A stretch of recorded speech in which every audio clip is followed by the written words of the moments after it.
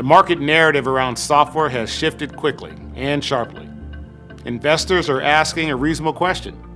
What role does enterprise software play in a world where AI can do so much?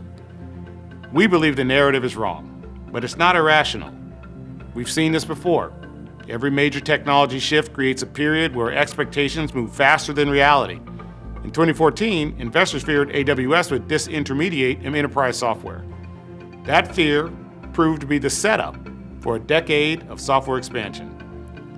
The operational intelligence we've gained across 25 years guides our conviction that this moment represents one of the most compelling opportunities we've seen in a long time.